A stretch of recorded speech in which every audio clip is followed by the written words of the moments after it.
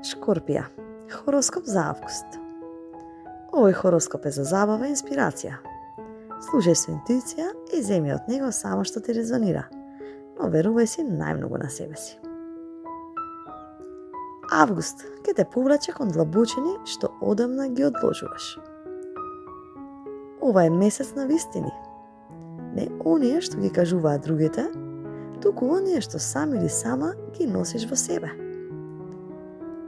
Ке почувствуваш дека нешто мора да се промени. А добрата вест, ке имаш сила да го направиш тоа. Ова е период на чистење од луѓе, од очекувања, од стари образци. Љубов и односи. Твојот љубовен живот ќе биде на тест. Не поради драма, туку поради потребата од автентичност. Ако си во врска, време е да ги погледнете вистинските теми. Доверба, посветеност, контрола. Ако избегнувате разговори, тие сами ќе избијат на површина. Ако си слободен или слободна, ќе привлечеш некого со силна, дури и магнетна енергија. Но прашај се, дали е тоа привлечност или повторување на старо сценарио? Време е да престанеш да се влюбуваш во потенцијала и да бараш вистинска длабочина. Околу 18 август може непресврт, разговор, средба или одлука што да ќе промени се. Кариера и финансии. Работата ќе бара фокус и внатрешна стабилност. Ке има моменти кога ќе чувствуваш дека никој не ја гледа твојата вредност. Но тоа е само фаза. Не очекувај надворешно признание, туку фокусирај се на резултати. Ова е одличен месец за долгорочни планови, инвестиции или затварање на нешто што те влече назад. Ако имаш некоја своја идеја или бизнис, ова е време за реструктурирање.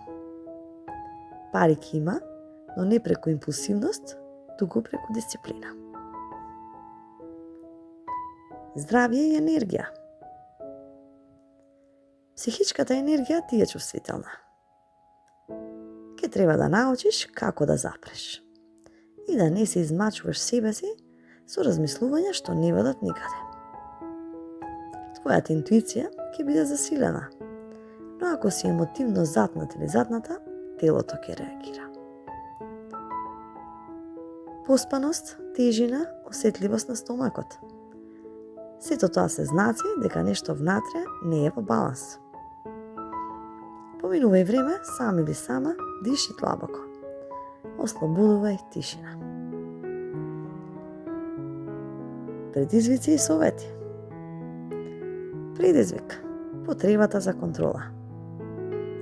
Не можеш да го правуваш со се. И токму таму лежи твојата слобода. А совет. Прифати ранливоста како твоја супермоќ. Не си слаб или слаба затоа што чувствуваш.